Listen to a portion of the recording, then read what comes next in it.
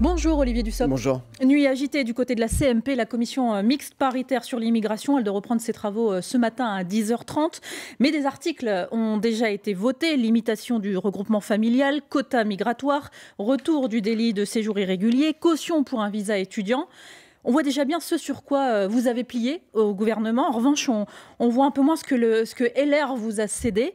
Est-ce que la majorité est en train de capituler ? Je ne crois pas, et nous sommes dans une situation qui est une situation évidemment difficile, sur un texte qui est un texte difficile aussi, parce que les textes sur l'immigration ne sont jamais des textes simples, qui plus est dans un contexte de majorité relative.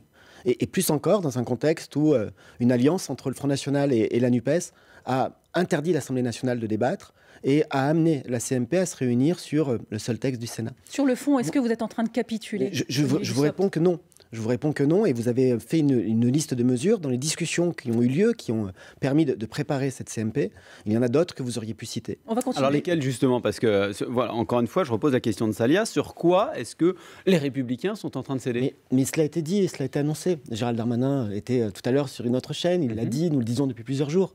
Nous avons obtenu et nous faisons en sorte que la question de l'AME ne soit pas dans ce texte. L'aide médicale d'État, oui, mais elle sera dans un texte en janvier. Sur la base d'un rapport préparé par M. Stefanini, M. Evin, qui avec démontre l'idée quand même de restreindre les droits des étrangers. de l'AME. Nous avons obtenu qu'il n'y ait plus de mineurs dans les CRA, les centres de rétention administrative. C'est une mesure attendue par la gauche depuis des années. Nous avons obtenu que des dispositions, un article permettant de régulariser des hommes et des femmes qui travaillent légalement dans des métiers en tension, malgré leur situation irrégulière, puissent être régularisés. Et donc, au compte-goutte, à la discrétion des préfets. Vous allez un peu vite là, Olivier Dussopt. Au compte-goutte et à la discrétion du préfet, sur la base de critères et sur la base de dispositions législatives. Il y a un mois et demi, personne ne pensait qu'il y aurait une disposition législative, que nous pourrions sauver une disposition législative pour permettre ces régularisations. C'est le cas aujourd'hui. Donc il y a une commission mixte paritaire qui va reprendre ses travaux tout à l'heure. Elle est composée de 7 sénateurs, de 7 députés. Le gouvernement n'y participe pas. Elle est souveraine. Elle va travailler, trouver des solutions et nous l'espérons un accord. Alors on va reprendre tout ça point par point et notamment la question des aides sociales aux étrangers. Parce qu'au centre des débats, depuis quelques jours, il y a un sujet qui focalise l'attention, c'est notamment la réduction des aides sociales pour les étrangers réguliers pendant 5 ans.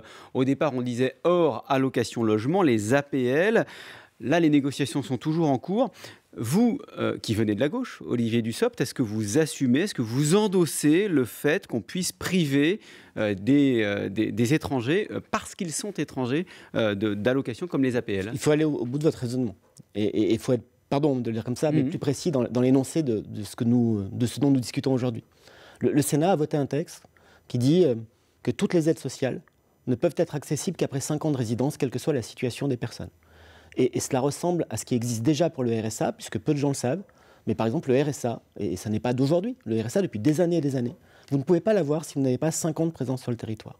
Nous, ce que nous disons, c'est que les étrangers qui viennent et qui travaillent dans notre pays doivent être accompagnés, doivent être aidés. Et un étranger qui vient, et quand on parle d'étrangers, on parle d'étrangers non européens, des étrangers non communautaires, qui vient et qui travaille, doit être accompagné, doit avoir accès notamment à l'allocation logement. C'est là-dessus que nous travaillons. Il y a dans Olivier la majorité... Dussopt, vous choisissez là, les allocations dont vous parlez en fait, mais la difficulté qui pose problème notamment à l'aile gauche de la majorité, c'est qu'on parle par exemple des allocations familiales. On parle des étrangers en situation régulière. Il va falloir attendre 5 ans pour que ces étrangers en situation régulière puissent toucher des allocations familiales. Ce que vous dites là, ça vous pose pas problème ? Ce que vous dites là, c'est ce que demande le Sénat. C'est ce que demande le Sénat, ce n'est pas ce que fera la CMP. Ce n'est pas ce que veut la majorité à l'Assemblée nationale. Et alors la majorité va pouvoir l'emporter là-dessus ? Il y a des discussions, et je le répète, nous disons que celles et ceux qui viennent sur notre territoire, dans notre pays pour travailler, doivent avoir accès aux aides. Marine Le Pen Au bout de combien de temps ? Aujourd'hui, c'est 6 mois. Marine Le Pen et ses amis nous expliquent à longueur de temps que leur thème et leur objectif, c'est la préférence nationale. Ce n'est pas notre cas. Nous ne sommes pas dans une logique de préférence nationale. Ce n'est pas de la préférence nationale. Non, nous faisons la différence entre ceux qui travaillent et ceux qui ne travaillent pas, qu'on soit français ou qu'on soit étranger. Et ce qui se discute aujourd'hui, c'est l'accès à un certain nombre de prestations, avec parfois un délai de carence, mais nous voulons que celles et ceux qui travaillent soient mieux accompagnés. Mais les allocations familiales réservées aux Français, vous appelez ça comment ? Mais qui vous dit réservé aux Français ? Enfin, pardon, mais écoutez les réponses que je fais aussi. Nous disons que des hommes et des femmes, notamment dans le cadre du regroupement familial, qui viennent sur le territoire, ils travaillent. Ils travaillent parce que figurez-vous, et le maire que j'ai été, signer, valider des dossiers de regroupement familial, disait si les conditions étaient remplies, Quand vous êtes un étranger, je vais au bout. C'est le timing. Au bout de combien de temps ils vont pouvoir toucher les prestations sociales ? Pardonnez-moi, mais il faut être précis sur ces sujets-là. Bien sûr. Quand vous êtes un étranger non communautaire, non européen, que vous travaillez sur notre territoire et que vous souhaitez procéder à un regroupement familial, faire venir votre femme, votre compagnon, vos enfants, il y a des conditions qui sont posées. Vous devez avoir un logement qui permet de les accueillir. Vous devez avoir des revenus qui leur permettent et qui vous permettent de les faire vivre. Et donc, une situation dans laquelle un regroupement familial est fait autour de quelqu'un qui ne travaille pas, ça n'existe pas. Et donc, nous voulons permettre cet accès-là.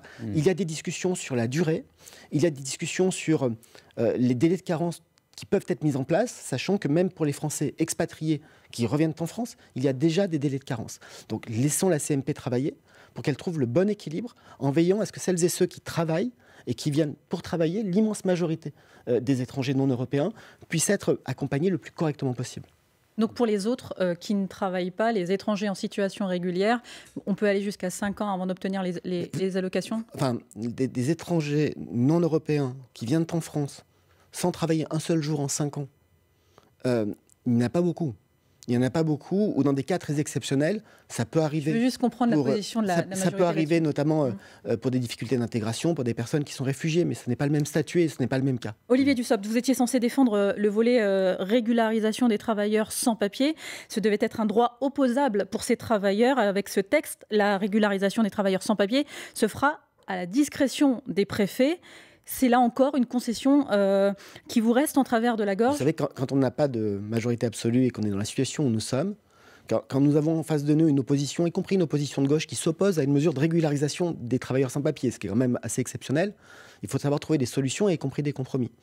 En l'état des discussions, et là aussi la CMP abordera ces sujets dans la journée, nous avons comme projet une disposition qui permettra au préfet d'accorder une admission au séjour, c'est-à-dire d'accorder un titre de séjour, à des hommes et des femmes qui travaillent légalement dans des métiers en tension, mais qui n'ont, à titre personnel, pas de papier, qui sont en situation irrégulière.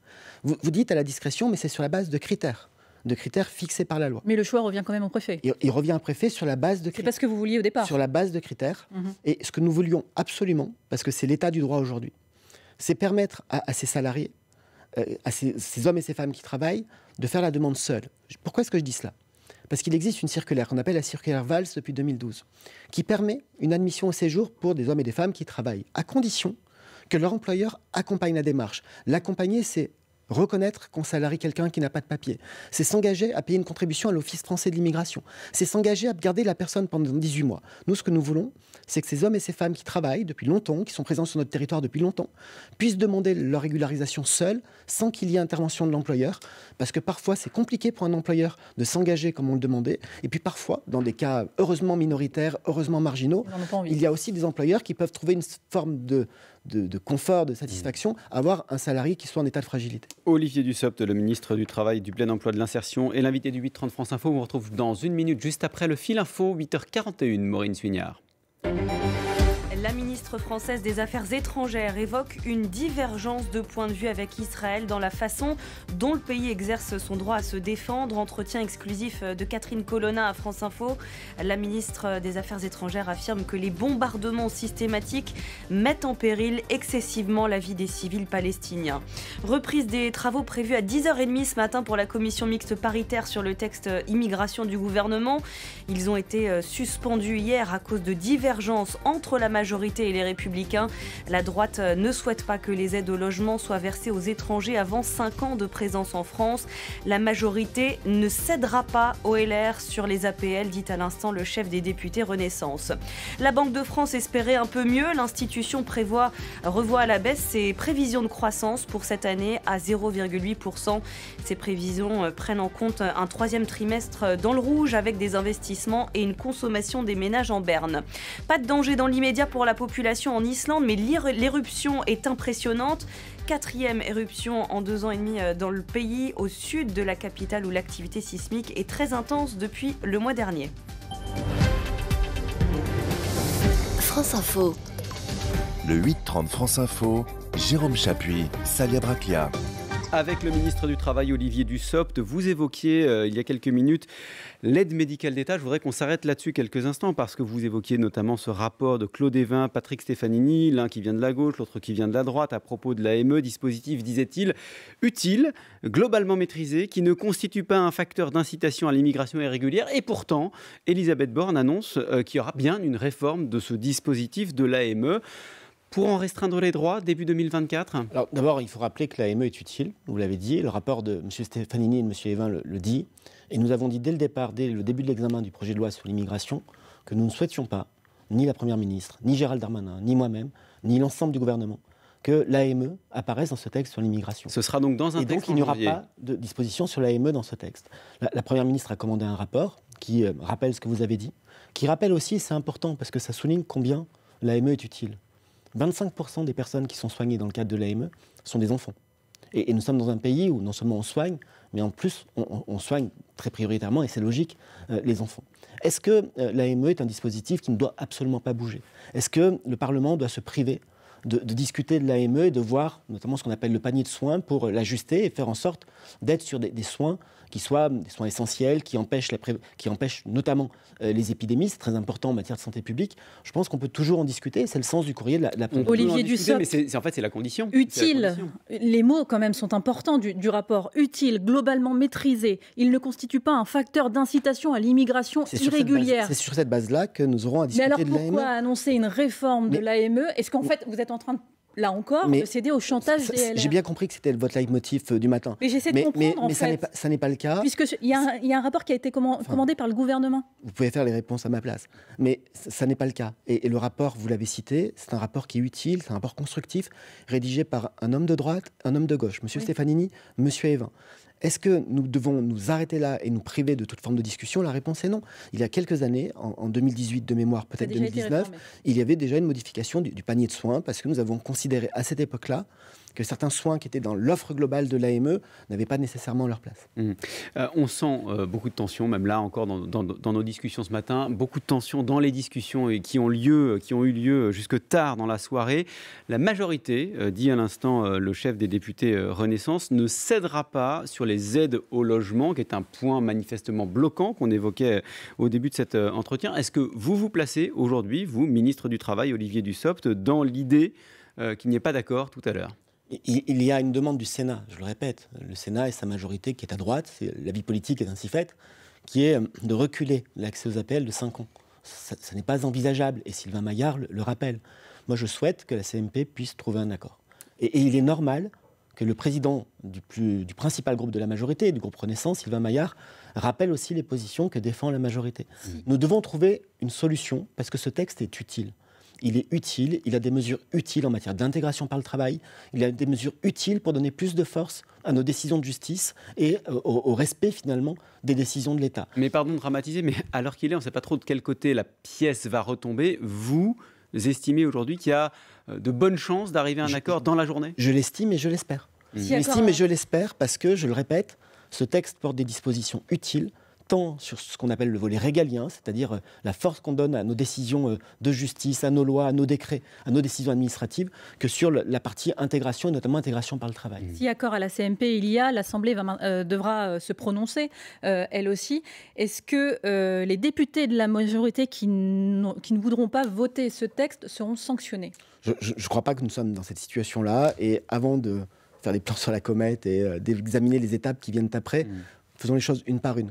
Trouvons le meilleur accord possible et ensuite voyons ce qui se passe au moment des votes. En tout cas, s'il y a limitation du regroupement familial, quota migratoire, retour du délit de séjour irrégulier, vous étiez... Intégration par le travail, interdiction du placement des mineurs dans les centres de rétention administrative, meilleure lutte contre notamment les passeurs et les marchands de sommeil. Non, mais la question, la lutte contre les marchands de sommeil, est-ce que vous êtes totalement à l'aise avec ce texte qui va ressortir ? Vous croyez vraiment que si je n'étais pas à l'aise, je serais aujourd'hui à le défendre devant vous ? Je travaille depuis des mois avec Gérald Darmanin pour avoir le meilleur texte possible. Et je le répète à nouveau, s'il n'y avait pas eu cette alliance irresponsable entre le Front National et la NUPES à l'Assemblée, il y aurait eu 15 jours de débat qui auraient permis de régler un certain nombre des sujets dont nous parlons aujourd'hui. On va évoquer d'autres sujets. Je le disais, vous êtes aussi ministre du plein emploi. C'est dans l'intitulé de votre titre. Bruno Le Maire, le 23 novembre dernier, sur France Info, disait « Il y a quelque chose qui cloche Dans le modèle social français, depuis un demi-siècle, nous n'avons jamais offert le plein emploi à nos compatriotes. Est-ce que vous aussi, vous considérez que le modèle social est un obstacle aujourd'hui au plein emploi? Ce que je constate aujourd'hui, c'est que nous avons le taux d'emploi le plus élevé depuis 1975. Et c'est une vraie réussite. Ça s'explique par la création de 2 millions d'emplois par l'économie française depuis 2017. Ça s'explique par la politique d'apprentissage, ça s'explique par les réformes que nous avons mises en place. Mais là, il semblerait qu'on touche un plancher. Ou un plafond. Un plafond. Exactement. Nous avons 2 difficultés à résoudre. La première difficulté, c'est le taux d'emploi des jeunes, qui est moins élevé que dans les autres pays. Et la deuxième difficulté, qui est plus forte encore, c'est le taux d'emploi des seniors, à partir de 50, 55 ans et plus encore, entre 60 et 64 ans. Ce sont là les bornes statistiques, ça n'est pas que l'âge futur de départ à la retraite. Pour cela, nous devons nous attaquer à tous les problèmes en matière d'emploi des seniors. J'ai demandé, et le gouvernement demande aux partenaires sociaux, de discuter dans les semaines qui viennent, jusqu'au 15 mars, un accord sur l'emploi des seniors, avec des bonus à la reprise d'activité, avec des aides à la formation, à la reconversion. Parce que nous savons que l'enjeu principal, c'est le maintien dans l'emploi. Puis nous avons un certain nombre de dispositifs dans notre modèle social, notamment notre modèle d'assurance chômage, qui sont des dispositifs qui peuvent parfois, je dis bien parfois parce qu'il y a toujours des exceptions, s'apparenter à des incitations à la sortie des seniors du marché de l'emploi. Là, c'est important parce que... Oui, parce que les syndicats ne sont pas du tout d'accord avec vous sur le fait de toucher l'indemnisation des seniors au chômage.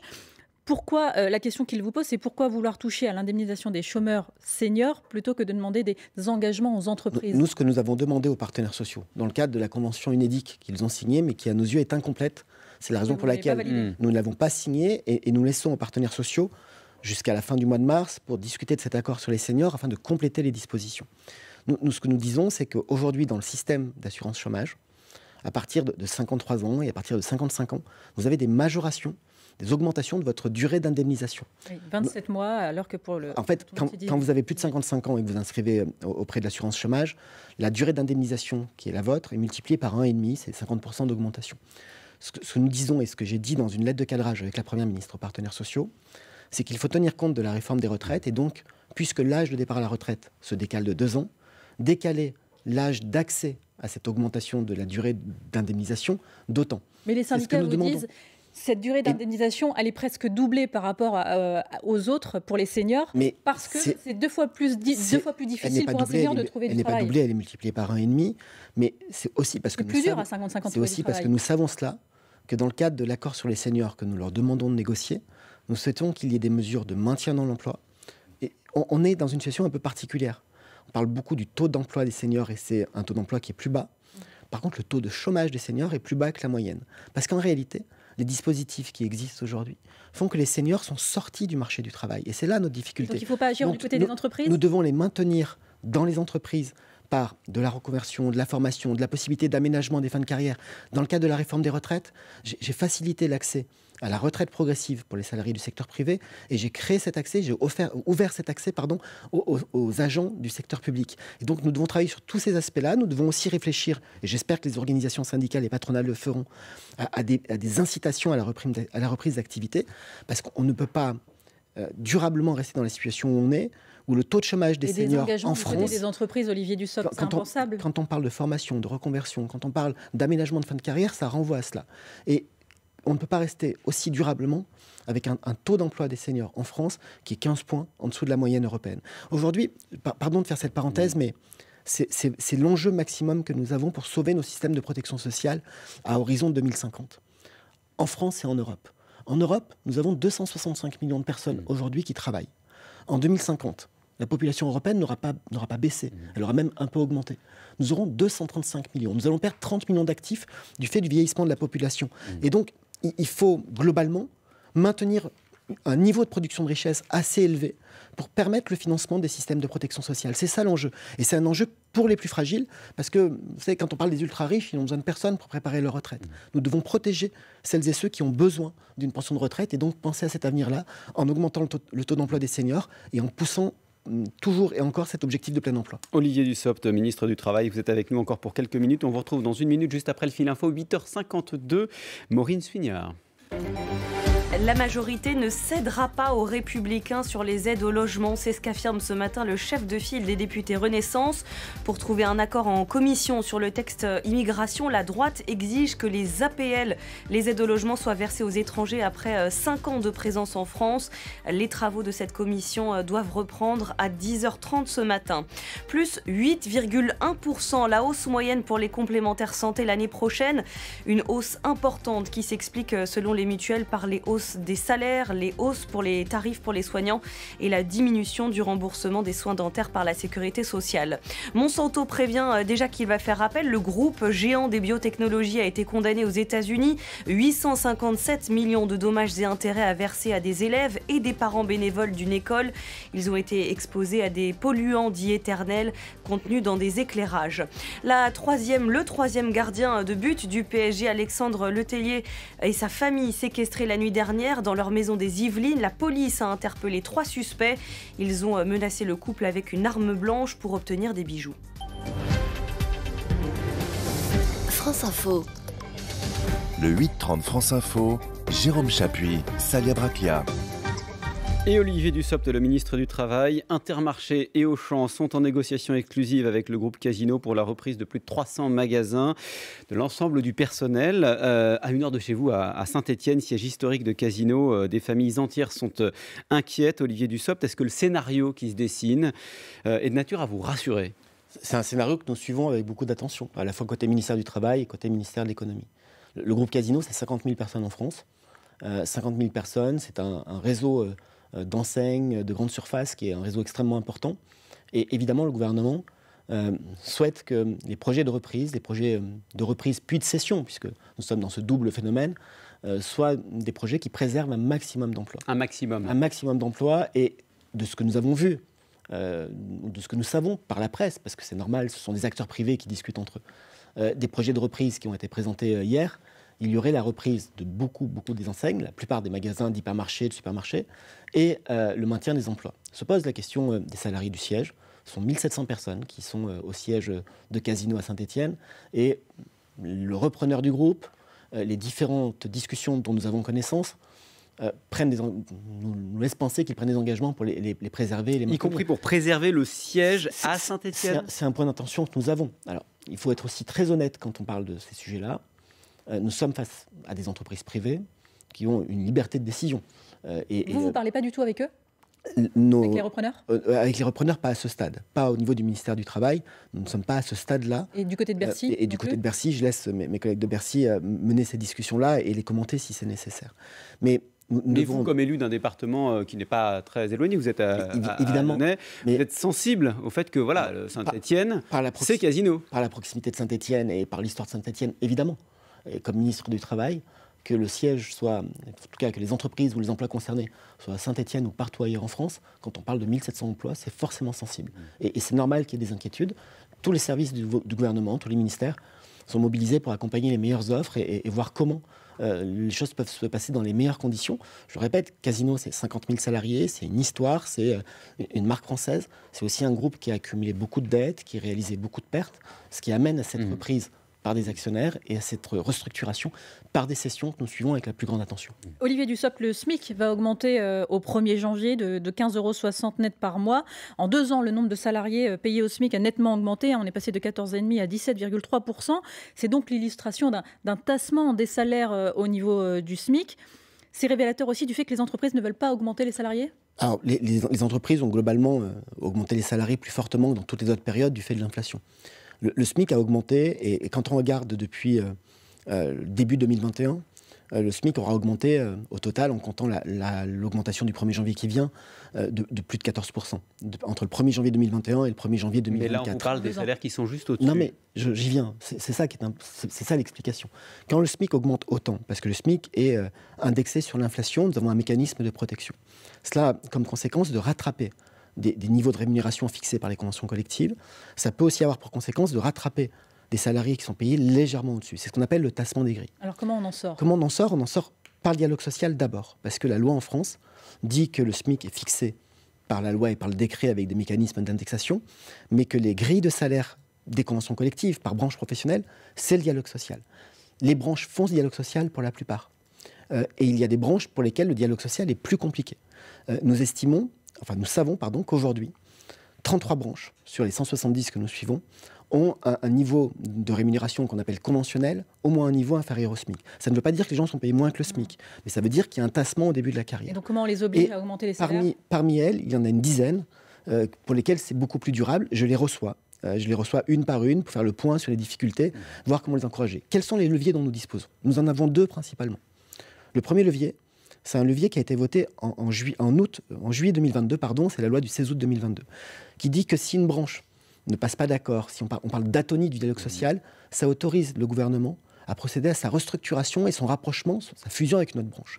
Puis il y a un deuxième levier que la Première ministre a annoncé à l'issue de la conférence sociale du 16 octobre, qui consiste à dire que si en juin 2024, les branches n'ont pas fait le boulot de remise à niveau, tant sur les minimums conventionnels que sur ce qu'on appelle les classifications, c'est-à-dire la progression de carrière tout au long de l'année, nous prendrons un texte de loi pour moduler le calcul des exonérations de cotisations dont bénéficient ces branches. Et donc, moi, je pousse aujourd'hui, et c'est le rôle du ministre du Travail que je suis, je pousse les branches à discuter pour trouver des accords qui permettent d'avoir des minimums conventionnels supérieurs au SMIC, qui permettent de revoir les classifications, parce que c'est ce qui garantit aussi la progression salariale. Avec cette possibilité donc d'agir, vous reviendrez le cas échéant nous l'annoncer. Merci beaucoup Olivier Dussopt d'avoir été avec nous ce matin. Je vous laisse en compagnie de Salia Braclia, le programme des informés. Salia. Eh bien, on va en reparler de cette nuit agitée à la CMP, la commission mixte paritaire. Les négociations reprennent ce matin à 10h30. La majorité macroniste est-elle en train de se renier en cédant aux demandes des LR ? On en parle dans un instant avec Renaud Dely et ses informés. A tout de suite sur France Info.